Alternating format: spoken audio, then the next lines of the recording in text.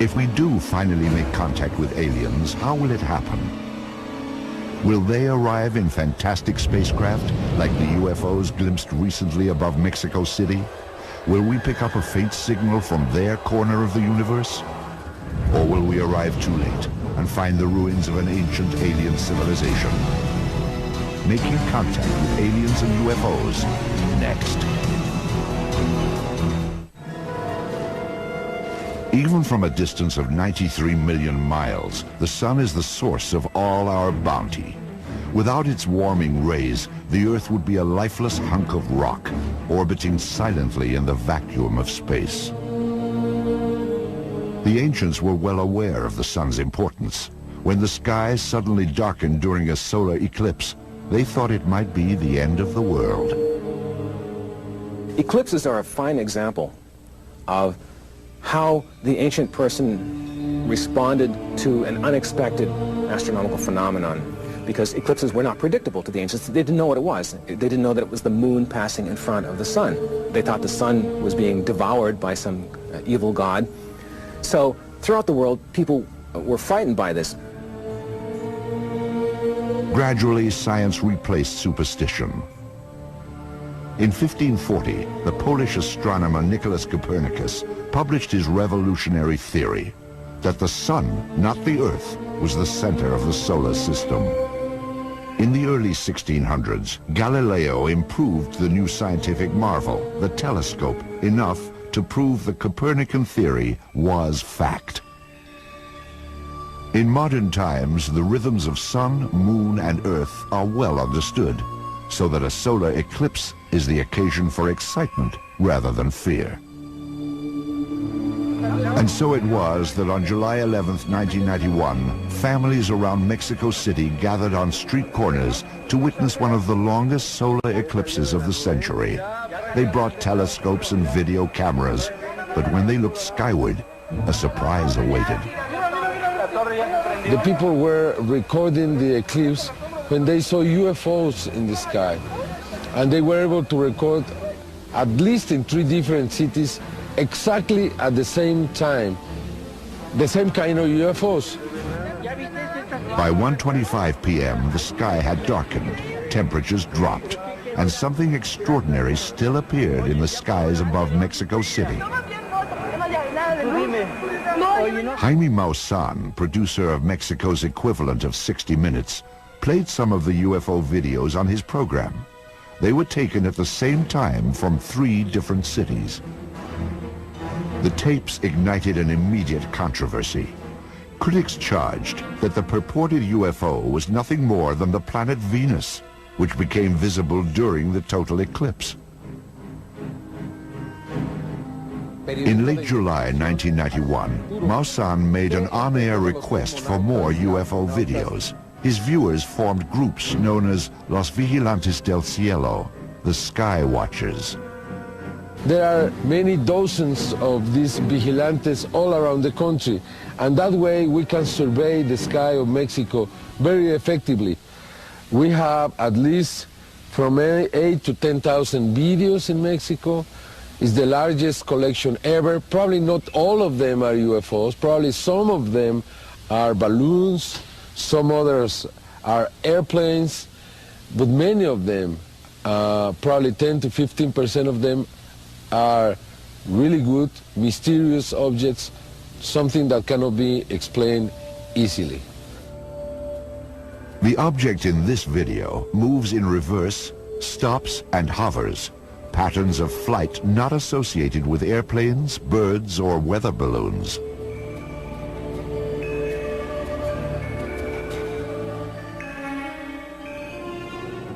On September 16, 1993, Mexico's Independence Day, a shimmering silver object seems to fly near a squadron of military helicopters that appeared in formation over the capital.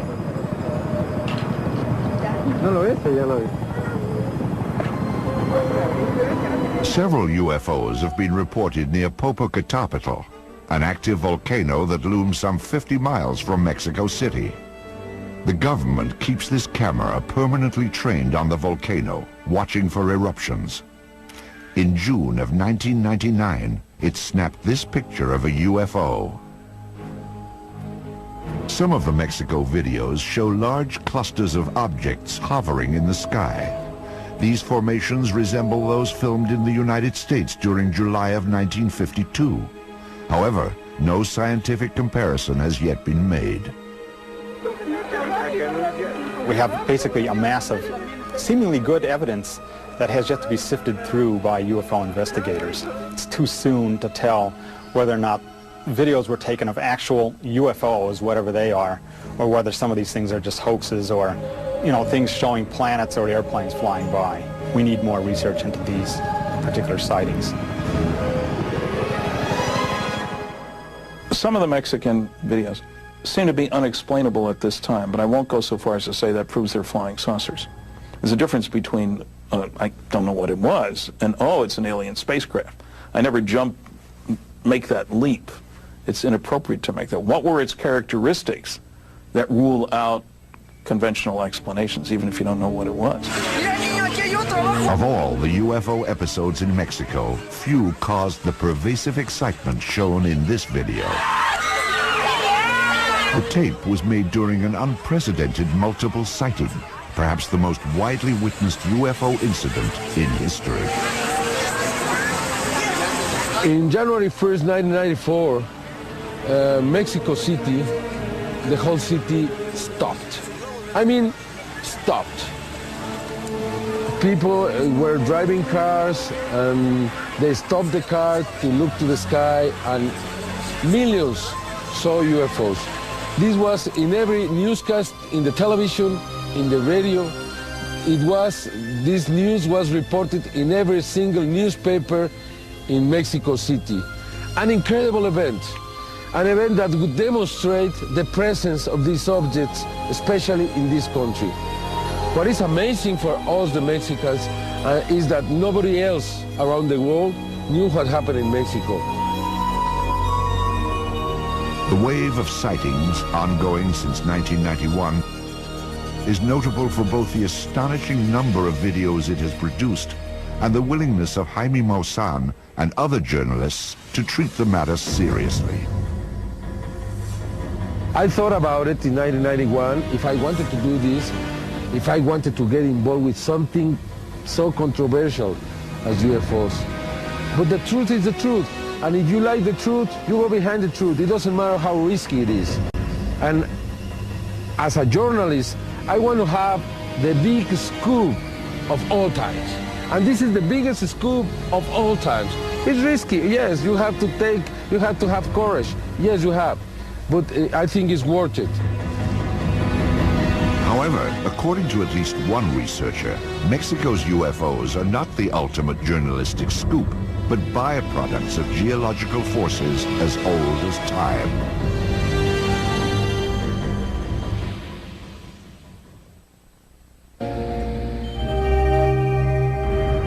UFOs have been playing hide-and-seek with Earthlings for decades. Even as we open the door to the 21st century, no one has proven where UFOs come from and just what it is they want. If cave paintings, biblical accounts, and Renaissance artworks can be taken at face value, the guessing game has actually gone on for thousands of years. But some investigators have advanced a fresh theory to explain UFOs. Simply put, they are not objects from outer space, but a whole spectrum of luminous phenomena that originate within the core of the Earth itself.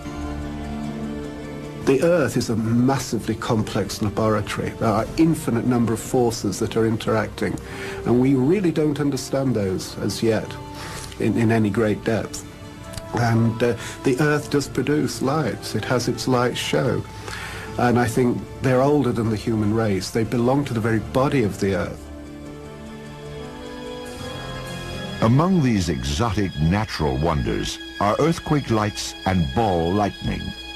Scientists believe that earthquake lights occur both before and after tremors, when gas released from within the Earth suddenly ignites and shoots sparks into the atmosphere. Ball lightning is believed to be an accumulation of static electricity that not only becomes visible, but is also capable of moving in the air and along hard surfaces. To those who have studied UFOs, however, even the most spectacular natural phenomenon can only explain a few unidentified flying objects. When you look at a range of UFO reports that have been made over the years, and thousands, presumably some small fraction of them, if they're under the right conditions, in the right place at the right time, some of these kinds of phenomena have to be considered. But by and large, from what I've read and what I've seen, they don't really fit. In this ongoing debate, another type of naturally occurring luminous display is often cited to explain UFOs. They are known as Earth lights. The characteristics that probably distinguish Earth lights from earthquake lights or ball lightning are that they tend to last for longer. And they often haunt particular areas like a valley, like a mountain. In China, for example, Mount Wutai Shan and Mount Omai, there are temples that have been built specifically because light phenomena occur there.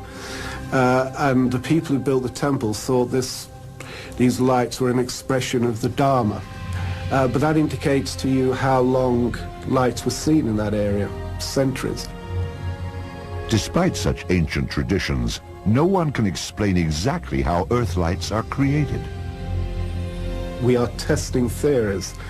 And one of the strongest contenders is that tectonic stresses in the Earth, through the Earth's geology, not necessarily related actually to an earthquake, though it can be, that these stresses produce tremendous force fields, and that through whatever mechanisms we don't really understand yet, plasmas are produced.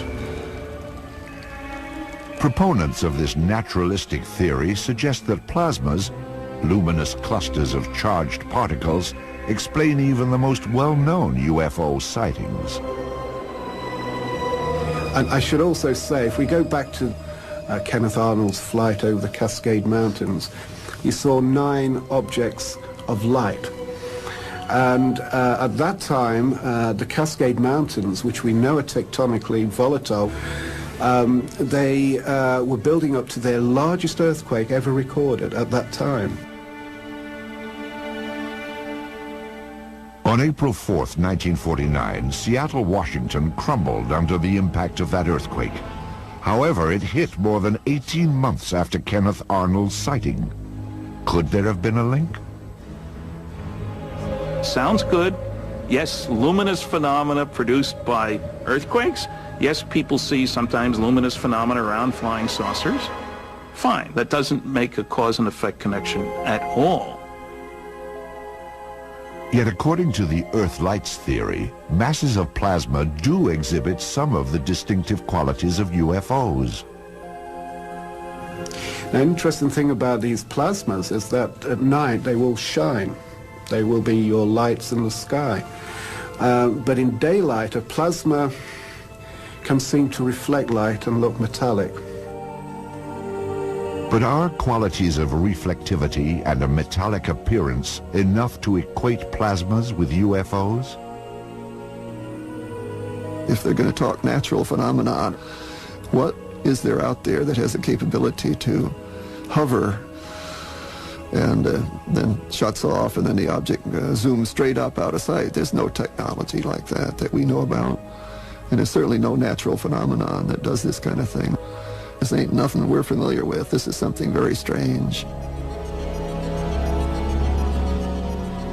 In order to be mistaken for UFOs, these natural Earth-light plasmas would have to display some extraordinary capabilities, like those witnessed in 1980 at Bentwaters Air Base, or in 1967 near the Canadian town of Shag Harbor. Well, some of them can sit on the water and have been observed going underneath water as well. Some just come out of the ground, that's where they come from initially, and some of them will just sit there, or some will flash off over the hill and come down again, earth themselves again. According to its proponents, the Earth-light phenomenon is the best and the only explanation for UFOs. I think if we understand Earthlight and all the range of phenomena associated with them, quantum physics and plasma physics will literally take a quantum leap. They will literally move ahead a decade, probably one fell swoop. Still, UFO researchers point out what they see as a fatal flaw in the plasma Earthlight theory. We have to look at the characteristics of the earthquake lights or the plasmas or ball lightning or any of these things. How do they move? What color are they? What size are they? These are important considerations. Then look at the same data for UFOs. Well, the typical even landed saucer is 10 to 30 feet in diameter. These plasma phenomena are literally this big. So it's the careful consideration of what are the characteristics. If you're trying to explain this with this, they have to match. Perhaps not surprisingly, the ongoing wave of Mexico City UFOs has been swept up in this controversy. Many of the mysterious lights appeared in the vicinity of the nearby volcano, Popocatépetl. It is a matter of record that the long-dormant volcano suddenly became active, precisely at the time the sightings began. During a research trip to Mexico in August of 1999, Paul Devereaux visited the ancient city of Teotihuacan, some 50 miles from the volcano, and theorized about the connection. This place is very active and volatile in a tectonic fashion. And what we found that these earthlights do frequent areas where there are active surface tectonic geological faults. And this is a prime location for that phenomenon to occur. And I think is one of the elements bound up into the whole Mexican UFO wave. The questions of whether UFOs are real or if life exists elsewhere in the universe may not be resolved by earthbound debate. There is, however, another approach. Build a rocket, blast off, and see for ourselves.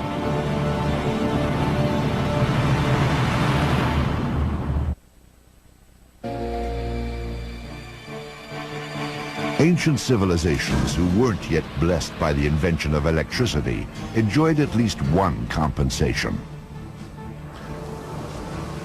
Their pristine night skies sparkled with 1,000,000 stars.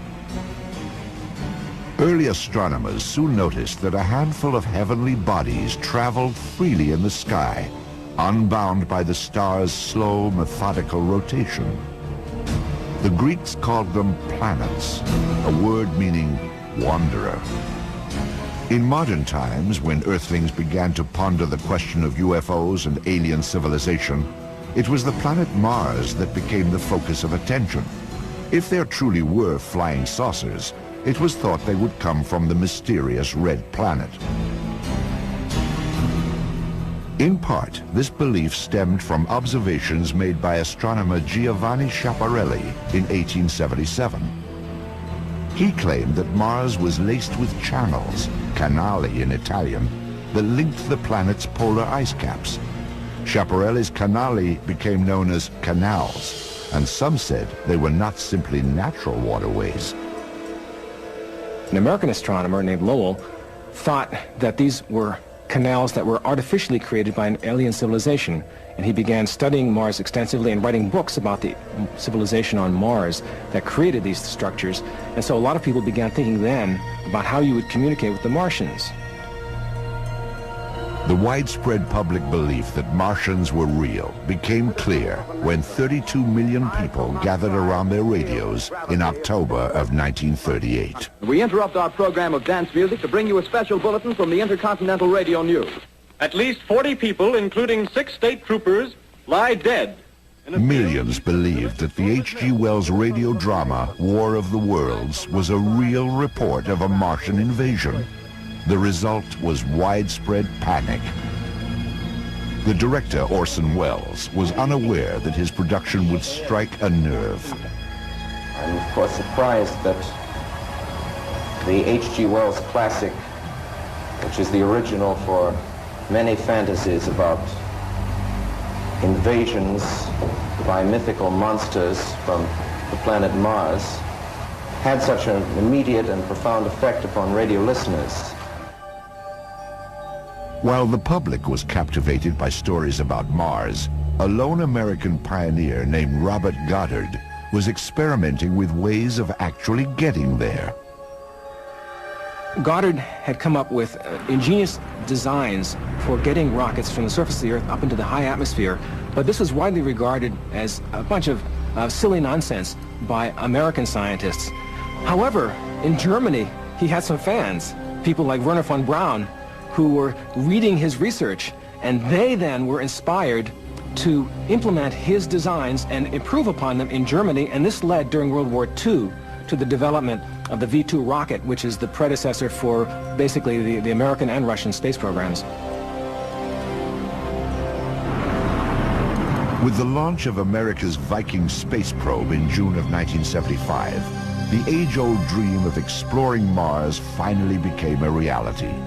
A vehicle known as a lander actually touched down on the surface of Mars July 20th, 1976.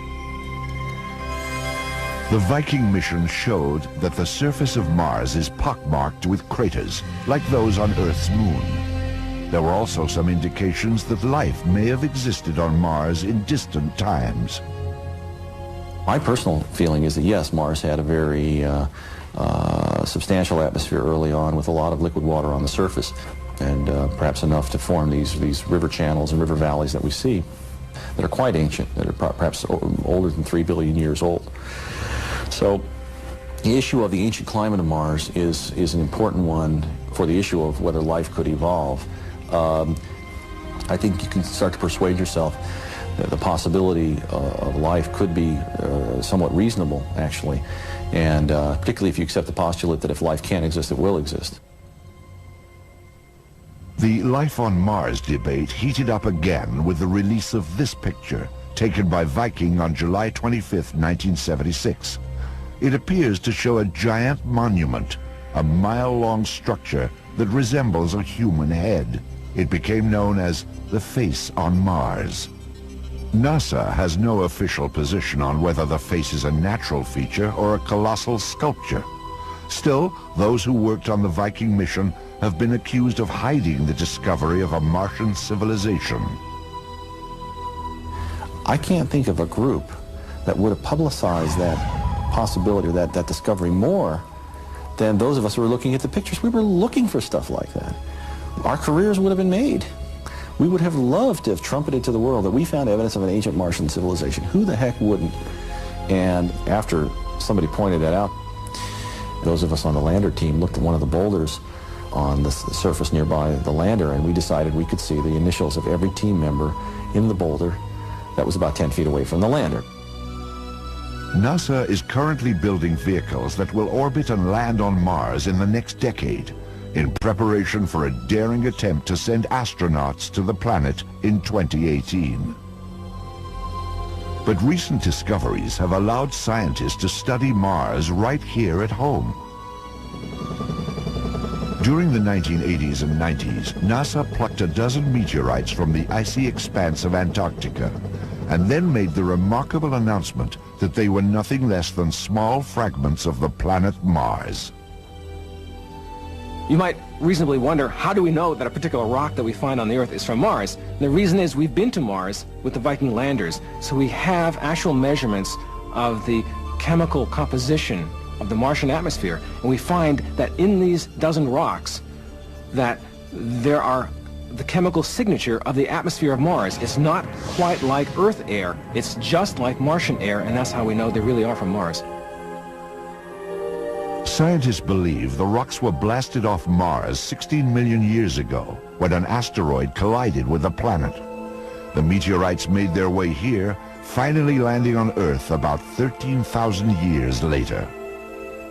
After gathering and analyzing these otherworldly stones, researchers released some astonishing results. One of those rocks was the Martian meteorite that some scientists claimed had evidence of Martian microbes on it. This has been greatly debated among scientists, and I would say today the consensus is moving in the direction of skepticism. That is, most scientists who've looked at the question think that the little objects that are seen under the microscope are probably not from living things that were produced by some non-biological process. But there are still a few scientists who find evidence in the chemistry and in the structure that maybe these were microbes after all. So it's still an open question. And the important thing out of all of this is not so much whether these particular meteorites have actual biological material in them, but it's opened people's minds to at least accept the possibility that this may be something that could occur, and has opened this area for legitimate study. Jupiter's frozen moon, Europa, may also be able to support life. In 1996, images transmitted by the spacecraft Galileo showed that Europa has an ocean containing more water than all of the Earth's oceans combined. And according to scientists, where there is water, there can be life. There could be volcanic activity down under a liquid water ocean, and it's possible even that volcanic activity is helping to keep that liquid water layer there. If that's true, then you can start to think about biological systems that relate to the kinds of systems we have on the Earth. It's all highly speculative, of course, but it's the kind of thing that drives us as scientists to want to know more about a place like Europa. Ultimately, these interplanetary missions bolster the theory that life is not unique to Earth, a fundamental assumption if UFOs are to be taken seriously. I think it strengthens the hand of the people who believe that life is fairly commonplace within the galaxy and within the universe, because now we don't have just one example, we've got two or more examples nearby. So that's why this becomes of profound importance, perhaps one of the most profoundly important things that man has ever done. Despite the promise of discovering life in distant galaxies, current rocket technology may put the brakes on expeditions into deep space. It would simply take too long to get there. The Voyager 2 spacecraft was the fastest vehicle ever built by humans, but it still took 9 years to reach the planet Uranus, merely halfway to the edge of the solar system. To reach stars where life-supporting planets might be found, even Voyager would require a journey of 100,000 years. In the face of such daunting realities, science has come up with another way of reaching out to alien civilizations. Aim a hypersensitive radio antenna to the heavens and hope to strike up a long-distance conversation.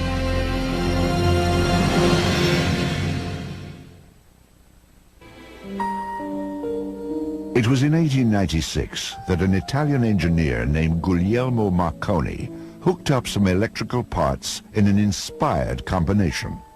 Then he sent a signal roughly 1 mile, not over wires, but directly through thin air. Marconi refined his invention, and in 1901 he sent the first radio broadcast across the Atlantic Ocean. A message that would have taken Christopher Columbus several months to deliver could now be sent in the blink of an eye. Within a few decades, radio had taken its place at the center of modern life. Sports, politics, entertainment, and commerce were revolutionized by the ability of sound and music to travel magically through the air. People began listening for Martians. They began to wonder, is there a Martian civilization that might be signaling to us? People like Marconi listened for these, and they occasionally announced that they had discovered signals from Mars. We now think that that was probably wrong, because there was a type of signal that they were probably picking up that they didn't know about then, but we now understand. This is a strange kind of signal called a whistler. It's produced by lightning, but it's lightning that's been transformed by the Earth's atmosphere into a strange signal that sounds just like a whistle. Like that. And so you get what sounds like an artificial signal, but it isn't.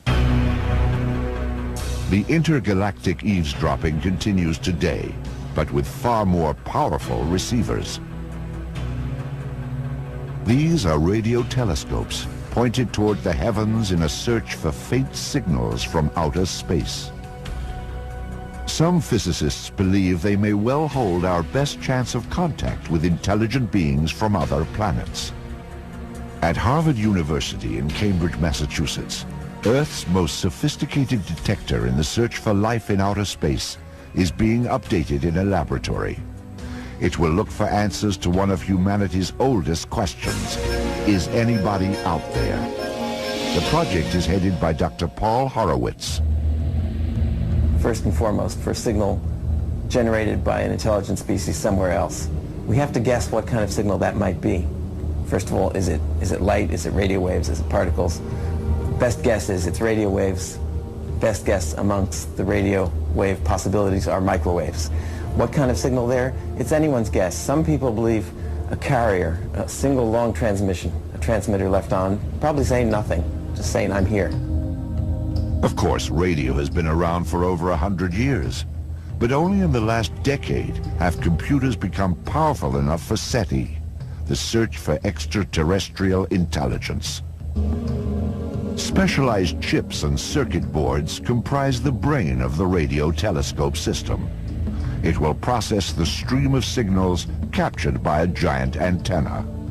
Our search uses an 84-foot steerable radio telescope. Looks like a backyard satellite dish, but much bigger. It can collect rather weak signals and concentrate them at the focus. There we have some very sensitive amplifiers, the best that can be made these days, to strengthen that very weak signal. The tiny signals will be transmitted through cables into the control room, where an array of computers will sort through the cosmic noise, looking for a deliberate signal, a sign of intelligent life. Occasionally we find strange signals there, really interesting signals that look like the kind of thing that might be produced artificially by another civilization. But if you got a repeat of the signal at the same frequency and the same point in the sky, that would tell you it was not a random event on the surface of the Earth or inside of your computer. We would have to say that it's most likely being produced by another civilization some distance away. The problem is none of these signals has ever repeated, but it's enough to keep us intrigued and wanting to continue. But what are the odds that we will get a signal from some exotic civilization? That there's other life in the universe, guaranteed. That there's other life in the galaxy, guaranteed. Any odds you like, absolutely cannot be any other way. That there's advanced life somewhere in the universe, guaranteed. Somewhere else in the galaxy, so extremely probable that I would give you at least 100 to 1 odds that interstellar communication could well be taking place. Even with these unbeatable odds, the quest for radio contact faces at least one possibly insurmountable obstacle. A lot of people, both scientists and people who are critical of SETI, have said maybe an advanced civilization would use some equipment that's far beyond anything we could possibly know about, and so SETI isn't even worth doing. And that's possible. It could be that there's some technique for communicating across the distances between stars that we have no conception of and we will not be able to do for 1,000 years. But they probably thought about this too. And they probably went into their museum and they said, what did we use 1,000,000 years ago in the primitive part of our civilization to communicate across distances? And they said, oh, there's this thing they used to call radio. And that's what we could use if we wanted to communicate with a primitive civilization that doesn't know the advanced stuff that we know. So I'm hoping that they're using the galactic equivalent of Boy Scout technology to send a signal that a civilization as primitive as we are could detect. If such a scenario plays out, we may be able to achieve distant rather than close encounters with extraterrestrial beings.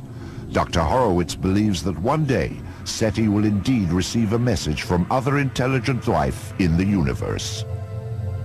And this will be quite an event. This will be the first bridge across 4 billion years of independent life start and evolution.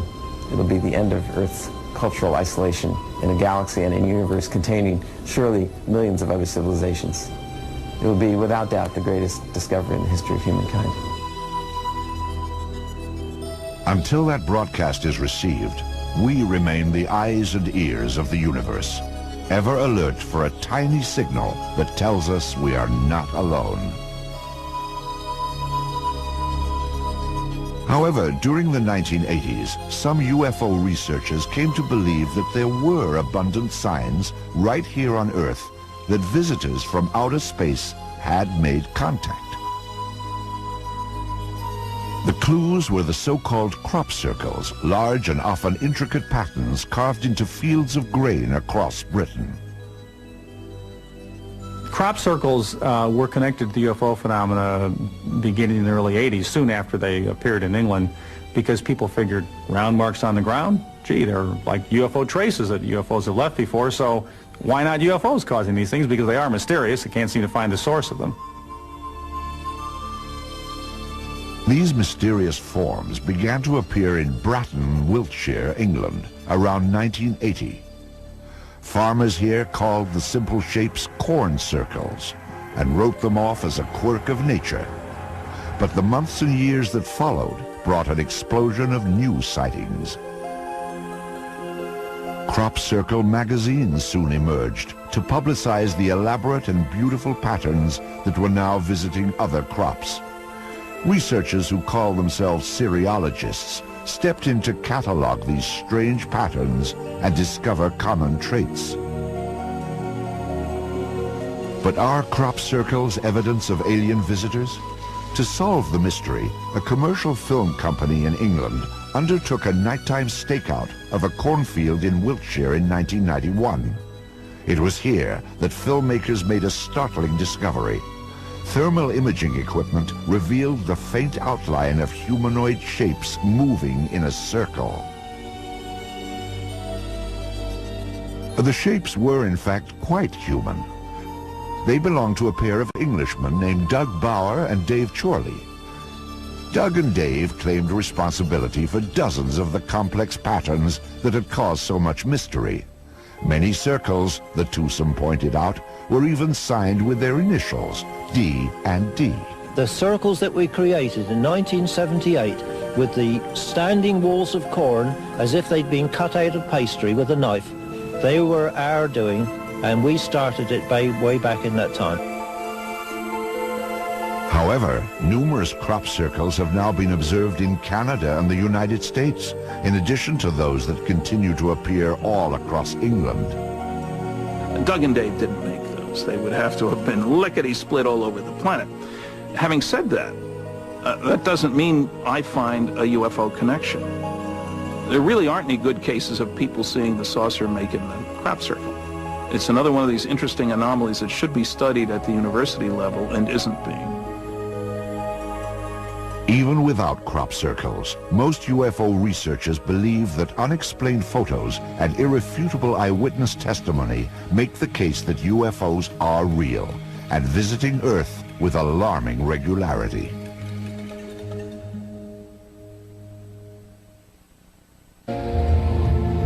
Virtually all of us have heard of UFOs, but relatively few of us have ever seen one. How are we to pass judgment on the question of whether or not they are real? Making such a decision is like being a juror and weighing evidence on one of the most important issues facing humanity.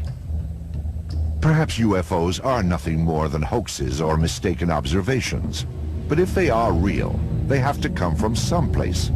The universe offers infinite possibilities. If there is life out there, it may well have gotten going long before we did.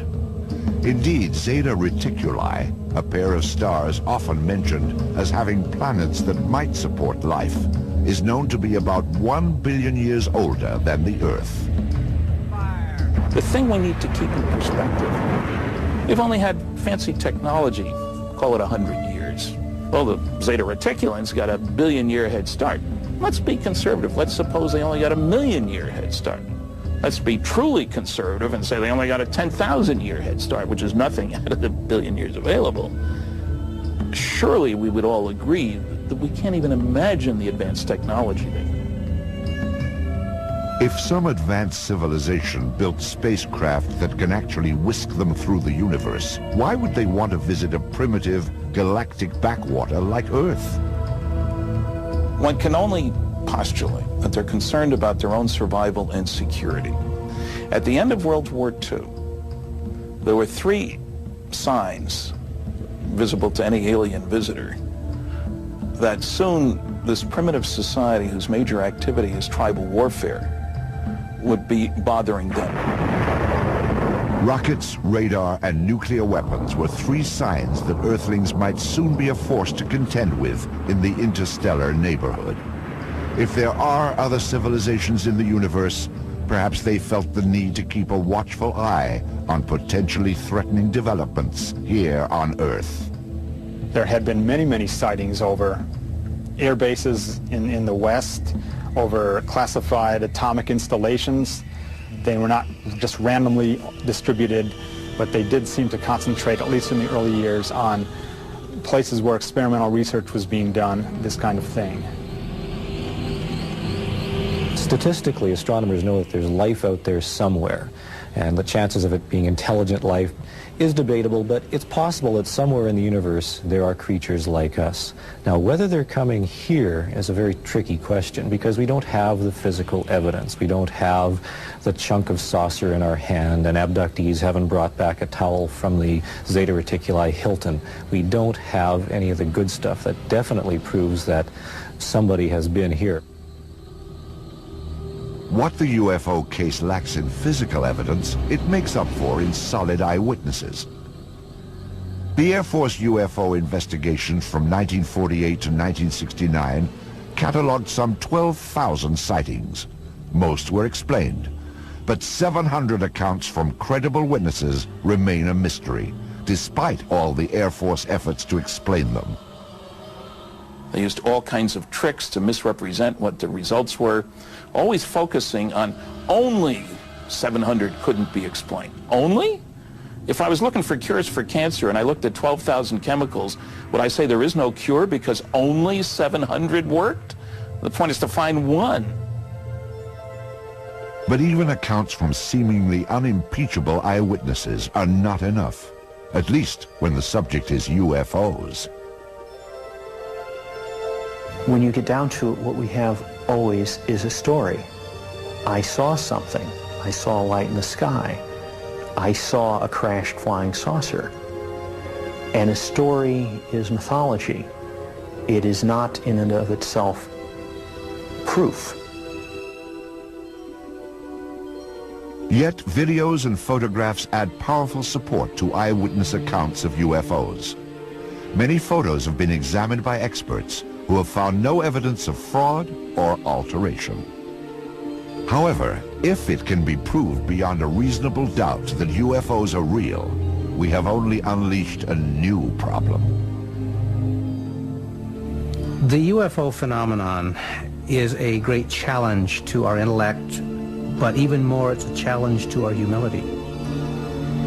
That mankind likes to think he's in control.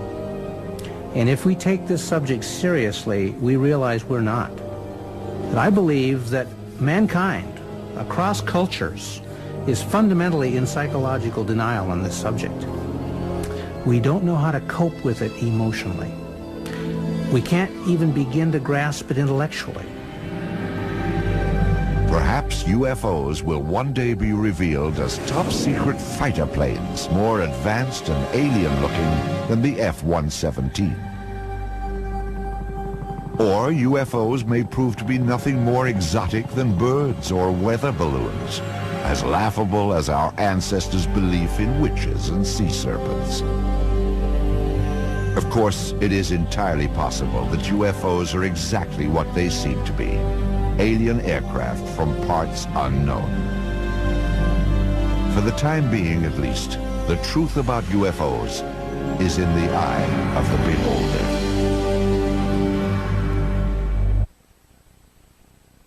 Josh is heading for the glacial ranges of Patagonia to examine the remains of a vanished tribe of giants and to attempt to solve one of the greatest riddles of our time. The word Patagonia itself means big feet?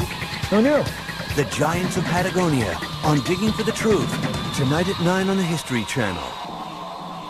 That's huge.